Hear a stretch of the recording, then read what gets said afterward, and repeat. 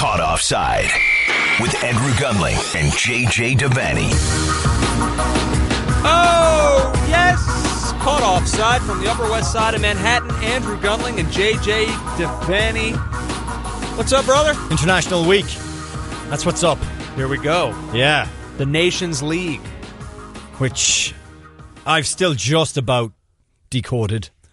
Yeah, no, I'm obviously way more interested in the U.S. men's national team and what they'll be doing. But that is a podcast for a different day, which is tomorrow, depending on when you're listening to this, because we have two pods out this week, the one obviously that you're listening to now, and another one where Jeff Carlisle will join us, where we get into several things on the U.S. men's national team side, as well as MLS as they head into their final weeks of the regular season. So that is all elsewhere. But tonight is Beers with Burley later on. Yes, we will speak with Craig, the Burl Man, as some refer to him. No, just you. And you've tried to impose Mel Beasy, all sorts of different things. Zeus Dog worked. Zeus Dog worked. That got traction. Even with Zeus Dog himself, we had a listener approach Graham Zusi and say Zeus Dog. But generally, your attempts to tap into the kids' culture never work. My goal with Zeus Dog was to have him on the show, but only conduct our interview with him through barking. Yeah, it was going to be kind of avant-garde. Yeah, like modern art, yeah. Oh, don't mention modern art, because there's going to be some eyes rolling later when I make a delicious analogy. Oh, I'm intrigued. You're going to hate it because it's art. So? But I'm pretty pretentious with it. So. Well, I don't doubt that. I almost asked you to play jazz flute in the background for it, but I won't. You mean like me personally, or me like find some audio of a guy who knows how to play jazz flute? With me, it might have been a train wreck. I may ask you to get jazz sax. Well, it's too late now. The show has started and I don't have it. But this is going to be a fun show because there was a lot over the weekend, I thought, in the Premier League to digest. Obviously, we'll talk about some of it with Craig, but that's also why you and I are here, to give our thoughts on it as well. And let's start with, I guess, it was being dubbed as the game of the season. I don't know if it lived up to it, but I can at least say that this moment was pretty exciting. Manchester City's record signing. Well, he has missed a few. Mahrez for Manchester City, left foot in, he's skied it! That almost went into the second deck of the Anfield Road stand. Oh, Riyad Mahrez steps up to the spot, and it just went horribly wrong. Now, high, wide, and handsome. For a game, it was almost Jason Punchin-esque. Now, for a game that... Which was worse? Punchin's? Punchin's is one of the worst I've ever seen. That was Punchin's 13-14 season at Spurs. At White Hart Lane, yeah. It was so bad. I will say this. For a game that lacked, I think, a lot of the drama that we were kind of hoping it would deliver on, it did at least give us one, stand up out of your seat and yell instinctively moment in Mahrez skying that penalty. Thin gruel, though. It was a poor game because, well, I'll tell you why it was particularly poor for me. I had been out watching the UFC fight the night before, and I'd had a few beers. Not many, but enough to be a little bit hungover. And your irritation levels rise.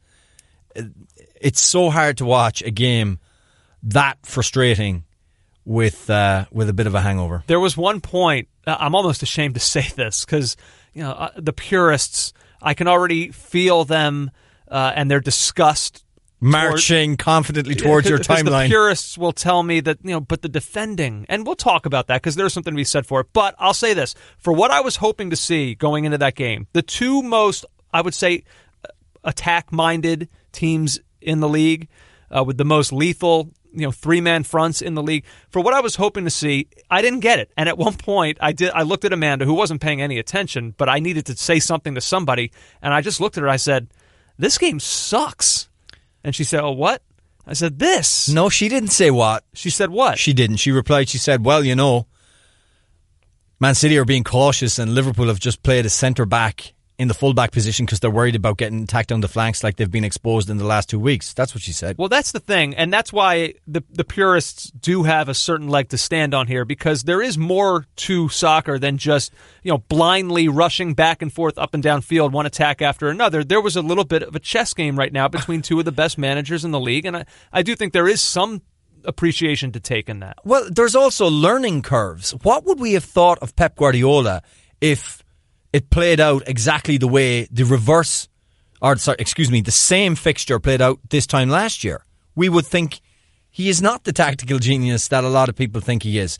This was the paraphrasing from The Guardian, which will help you. This is what Geis basically said. Pep Guardiola said his game plan was to control possession and avoid losing the ball in areas where Liverpool could counter-attack through Mohamed Salah, Firmino and Sadio Mane. While City succeeded, Van Dijk believes the champions' tactics demonstrated their concern for the threat posed by Liverpool, which is absolutely true. And it all came down to don't do what happened last year, which was concede 3 goals in 8 minutes. Remember, we talked at length on this podcast. Pep said, you got to be more relaxed. You go 1 goal down, it's not the end of the world. So he mitigated that by making sure there were no turnovers. The best almost assist maker for Liverpool last season was their ability to turn the ball over. Right, play on the counter. So not even that, not the counter. Even City... just press high? Press high. City lost it in crucial areas, right. if you think back to that game. So if City are going to stop Liverpool doing that, and Liverpool's front three is not quite firing, then you're going to have that kind of stalemate. But here's the thing that I was thinking about watching when I was watching that game. I felt like it was two teams that kind of do a lot of the same things. Liverpool would press high, maybe force a turnover, but then, City defended it well. Then the same thing would happen at the other end. City would press high, force a turnover.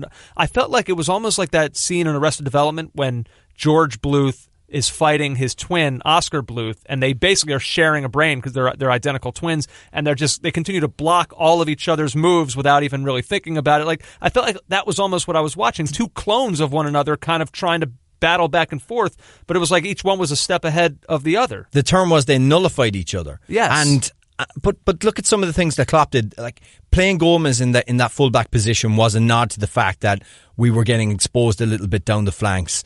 But at the same time, he left Robertson in on the other side. So you had Robertson getting forward somewhat, Gomez not doing so much, and that kind of balanced it out as well in terms of, this isn't Liverpool at full pelt.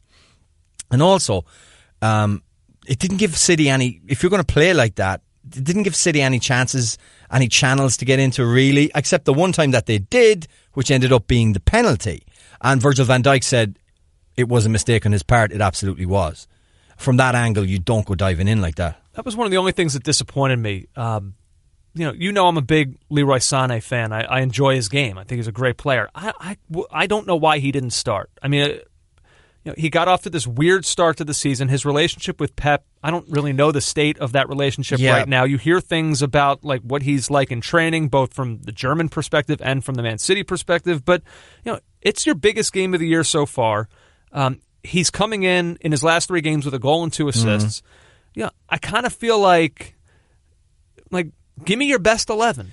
But we just said he wanted to keep possession more than usual. But you're telling me that Liverpool have problems dealing with the channels, and that's where Leroy Sané can hurt them. So 100%. But it was a percentages game. What do I want to do more of? And Sané, one of the things you love about him, if I may tell you what you think, okay, for a second, is that you love the way he'll go past players.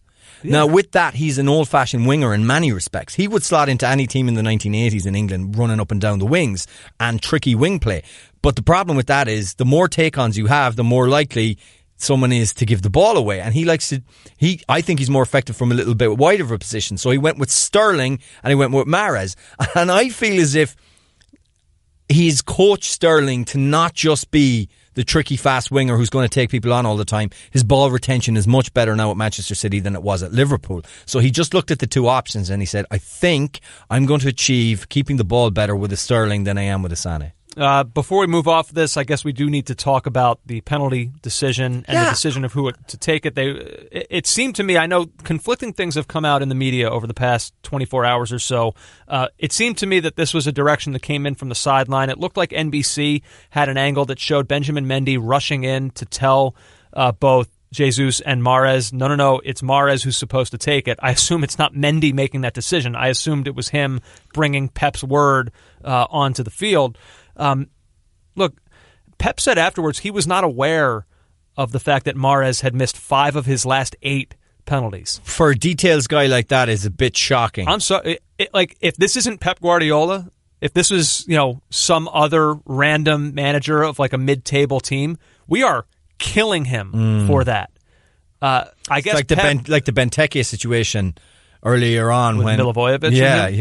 Yeah. But do you think? Can I ask you this? Do you think Pep was trying to settle? Like, he wants Mahrez to settle into this team a little bit more, and maybe giving him the penalty and assuming the responsibility of what could be the winning goal was some kind of Pep way of doing that? Is that the time to be doing it? We're talking about a game. Yes, I know it's October, but in a season where you don't expect Liverpool and Manchester City to lose many games, a game in October where they're playing one another and you can get 3 points at Anfield, that could decide the race come the end of the season. We might be looking back on that moment. Is that the time to really say, you know what, I want this guy to feel at home here? No, win the game. Okay. Pick the guy who you think will score the goal. Well, look, I've told you already about this when we were discussing it. I think there were so many better options to take that penalty throughout the team rather than Riyad Mahrez, who was only just in the door at the club. I would have let Gabriel Jesus go ahead and take it. Yeah, agreed. Look, hindsight is what it is, but he's missed 5 of his last 8, 6 of his last 10. He didn't even get this close. It was bad. It was really bad.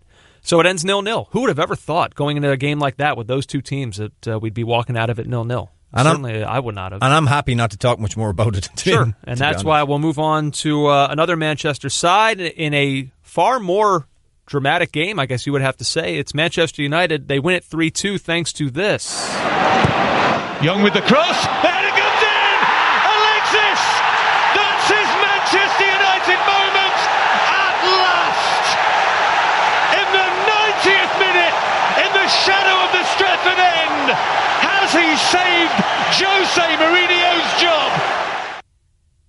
At least temporarily, I believe the answer to that question is yes. I would think so, because if you look at the tenor and the mood of Gary Neville's comments on the Friday night after Brighton and West Ham when he was on Sky Sports, he was raging mad, and he was talking about the principles and the traditions of Manchester United, and that he didn't like the way that this was being handled and the fact it was leaked.